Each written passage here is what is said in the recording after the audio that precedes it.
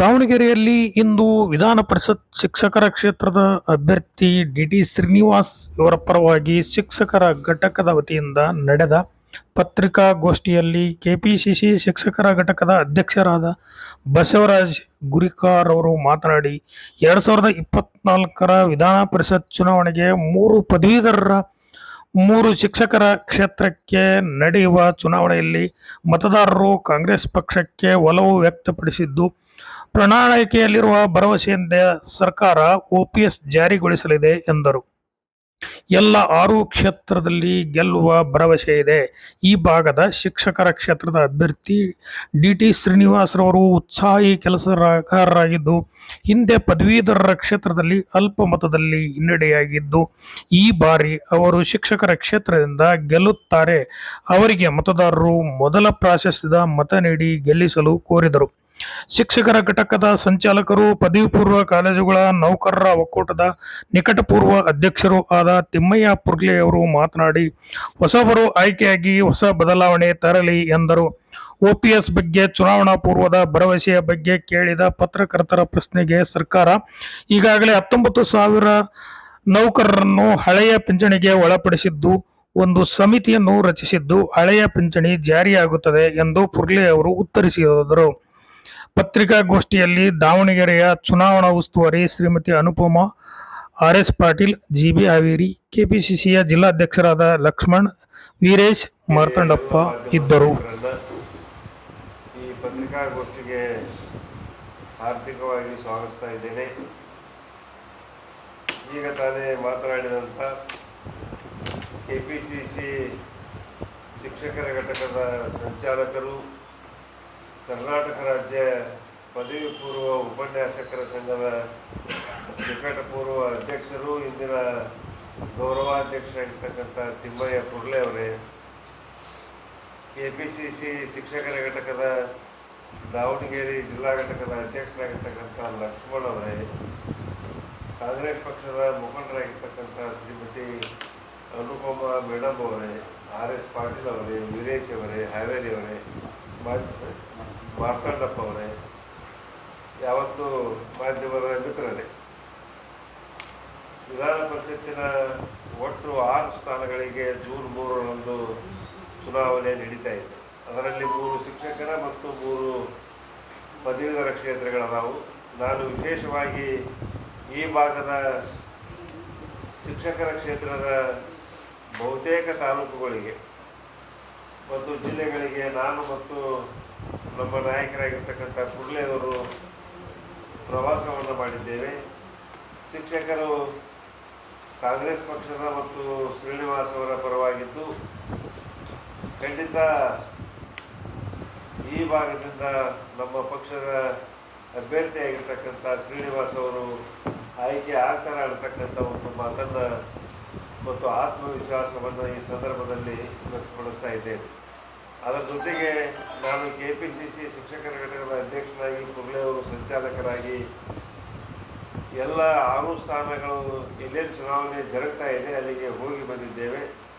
ಈ ಸಲದ ವಿಧಾನ ಪರಿಷತ್ತಿನ ಶಿಕ್ಷಕರ ಮತ್ತು ಪದವೀಧರ ಕ್ಷೇತ್ರದ ಚುನಾವಣೆಯಲ್ಲಿ ಪದವೀಧರ ಮತದಾರರು ಮತ್ತು ಶಿಕ್ಷಕ ಮತದಾರರು ನಮ್ಮ ಪಕ್ಷದ ಪರವಾಗಿದ್ದು, 6 ವಿಧಾನ ಪರಿಷತ್ತಿನ ಸ್ಥಾನಗಳನ್ನು ಖಂಡಿತ ಗೆಲ್ಲಬಹುದು ಅಂತಕ್ಕಂಥ ಒಂದು ಆತ್ಮವಿಶ್ವಾಸ ಇದೆ ಅಂತ ತಿಳ್ಕೊಂಡು ಈ ಸಂದರ್ಭದಲ್ಲಿ ಹೇಳಬಯಸ್ತಾ ಇದ್ದೇನೆ.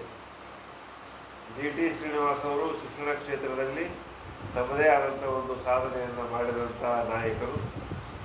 ಕಳೆದ ಸಲ ಅವರು ಪದವೀಧರ ಕ್ಷೇತ್ರದಿಂದ ಸ್ಪರ್ಧೆಯನ್ನು ಮಾಡಿ ಸ್ವಲ್ಪದರಲ್ಲಿಯೇ ಒಂದು ಹಿನ್ನಡೆ ಆಗಿತ್ತು. ಈ ಸಲ ಖಂಡಿತ ಈ ಭಾಗದ ಮತದಾರರು ಅವರ ಕೈ ಹಿಡಿತಾರ, ಅವರು ಗೆಲ್ಲಿಸ್ತಾರ ಅಂತಕ್ಕಂಥ ಮಾತನ್ನು ಹೇಳುತ್ತಾ, ನಾನು ಈ ಭಾಗದ ಎಲ್ಲ ಶಿಕ್ಷಕ ಮತದಾರರಲ್ಲಿ ಕಳಕಳಿ ವಿಜ್ಞಾಪನೆಯನ್ನು ಮಾಡಿಕೊಡ್ತೀನಿ. ಶ್ರೀನಿವಾಸ್ ಅವರು ಒಬ್ಬ ಒಳ್ಳೆಯ ಕ್ರಿಯಾಶೀಲ ನಾಯಕರಾಗಿದ್ದು, ಅವರಿಗೆ ಪ್ರಥಮ ಪ್ರಾಶಸ್ತ್ಯದ ಮತವನ್ನು ನೀಡುವುದರ ಮುಖಾಂತರ ಪ್ರಚಂಡ ಬಹುಮತದಿಂದ ಆಯ್ಕೆ ಮಾಡಬೇಕು ಅಂತ ತಿಳ್ಕೊಂಡು ತಮ್ಮ ಮೂಲಕ ಶಿಕ್ಷಕ ಮತದಾರರಲ್ಲಿ ಕಳಕಳಿಯ ವಿಜ್ಞಾಪನೆಯನ್ನು ಮಾಡಿಕೊಳ್ತಾ ಇದ್ದೇನೆ.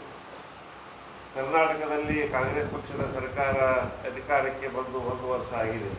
ಸಿದ್ದರಾಮಯ್ಯ ಅವರು ಮುಖ್ಯಮಂತ್ರಿಯಾಗಿ, ಡಿ.ಕೆ. ಶಿವಕುಮಾರ್ ಅವರು ಉಪಮುಖ್ಯಮಂತ್ರಿಯಾಗಿ ಒಂದು ವರ್ಷದ ಅವಧಿಯಲ್ಲಿ ಏನು 5 ಗ್ಯಾರಂಟಿಗಳನ್ನು ಈಡೇರಿಸಿದ್ದು, ಆ 5 ಗ್ಯಾರಂಟಿಗಳು ಇಡೀ ರಾಜ್ಯಕ್ಕೆ, ದೇಶಕ್ಕೆ ಮತ್ತು ವಿಶ್ವಕ್ಕೆ ಮಾದರಿಯಾಗಿರ್ತಕ್ಕಂಥ ಗ್ಯಾರಂಟಿಗಳಾಗಿವೆ. ವಿಶೇಷವಾಗಿ ನಾನು ಶಿಕ್ಷಣ ಕ್ಷೇತ್ರದ ಬಗ್ಗೆ ಹೇಳುವುದಾತಂದ್ರೆ, ಮುಖ್ಯವಾಗಿ ನಮ್ಮ ಸರ್ಕಾರಿ ಶಾಲೆಗಳಲ್ಲಿ 11,494 ಶಿಕ್ಷಕರ ನೇಮಕವನ್ನು ಮಾಡಿಕೊಳ್ಳುವುದರ ಜೊತೆಗೆ 35,000 ಅತಿಥಿ ಶಿಕ್ಷಕರನ್ನು ನೇಮಕ ಮಾಡಿದ್ದು ನಮ್ಮ ಸರ್ಕಾರದ ಹೆಗ್ಗಳಿಕೆ ಅಂತ ತಿಳ್ಕೊಂಡು ಈ ಸಂದರ್ಭದಲ್ಲಿ ಹೇಳಬಯಸ್ತಾ ಇದ್ದೇನೆ. ಇನ್ನು 1,162 ಸರ್ಕಾರಿ ಶಾಲೆಗಳ ಪೈಕಿ 7,342 ಕೊಠಡಿಗಳಿಗೆ ದುರಸ್ತಿಗಾಗಿ 70 ಕೋಟಿ ಅನುದಾನವನ್ನು ಬಿಡುಗಡೆ ಮಾಡಲಾಗಿದೆ. ಅದರ ಜೊತೆಗೆ 58 ಲಕ್ಷ ವಿದ್ಯಾರ್ಥಿಗಳಿಗೆ 280 ಕೋಟಿ ರೂಪಾಯಿ ವೆಚ್ಚದಲ್ಲಿ ಪೌಷ್ಟಿಕ ಆಹಾರದ ವಿತರಣೆಯನ್ನು ನಮ್ಮ ಸರ್ಕಾರ ಮಾಡಿದೆ. ಇನ್ನು 45 ಲಕ್ಷ ಮಕ್ಕಳಿಗೆ 143 ಕೋಟಿ ರೂಪಾಯಿ ವೆಚ್ಚದಲ್ಲಿ 2 ಜೊತೆ ಸಮವಸ್ತ್ರವನ್ನು ಸಹ ನೀಡಲಾಗಿದೆ. ಇನ್ನು ಪ್ರತಿ ವಿಶ್ವವಿದ್ಯಾಲಯಕ್ಕೆ 50 ಲಕ್ಷ ರೂಪಾಯಿದಂತೆ 350 ಕೋಟಿ ರೂಪಾಯಿ ಅನುದಾನವನ್ನು ನೀಡಲಾಗಿದೆ.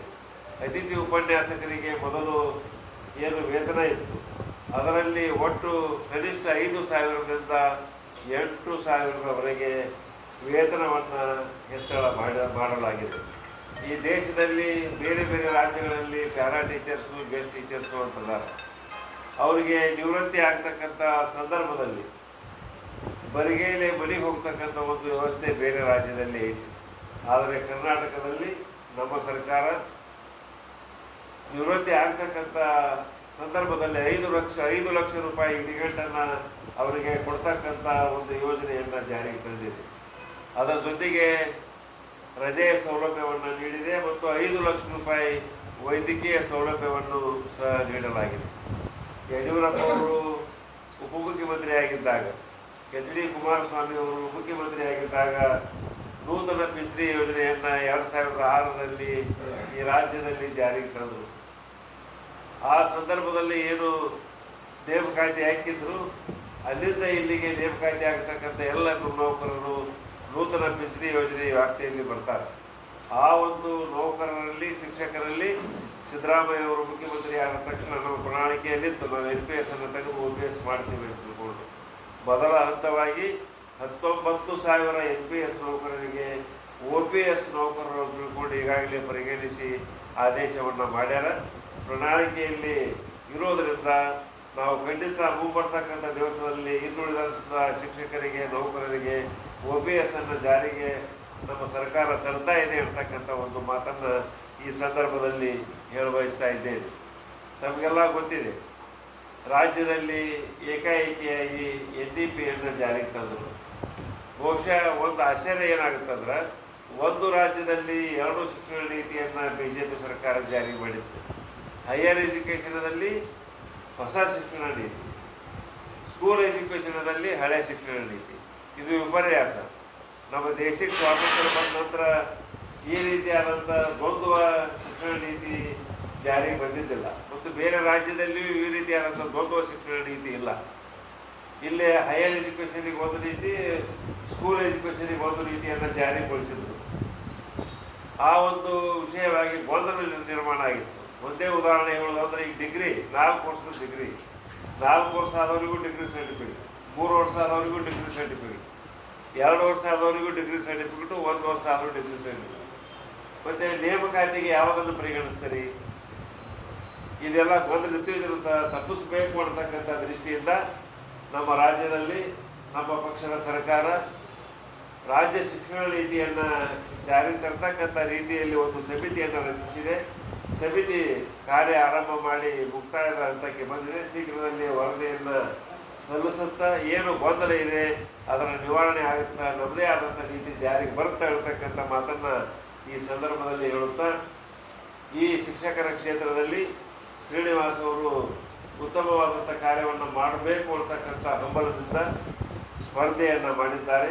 ನಾನು ಮತ್ತೊಮ್ಮೆ ತಮ್ಮ ಮೂಲಕ ನಮ್ಮ ಶಿಕ್ಷಕ ಮತದಾರರಲ್ಲಿ ಕಳಕಳಿ ವಿಜ್ಞಾಪನೆಯನ್ನು ಮಾಡಿಕೊಂಡು ಪ್ರಥಮ ಪ್ರಾಶಸ್ತ್ಯದ ಮತವನ್ನು ನಮ್ಮ ಕ್ರಿಯಾಶೀಲ ಅಭ್ಯರ್ಥಿಯಾಗಿರ್ತಕ್ಕಂಥ ಶ್ರೀನಿವಾಸ್ ಅವರಿಗೆ ನೀಡಬೇಕು ಅಂತ ತಿಳ್ಕೊಂಡು ಮತ್ತೊಮ್ಮೆ ವಿನಂತಿಯನ್ನು ಮಾಡಿಕೊಂಡು ನಾನು ಮಾತನ್ನು ಮುಗಿಸ್ತಾ ಇದ್ದೇನೆ. ನಮಸ್ಕಾರ.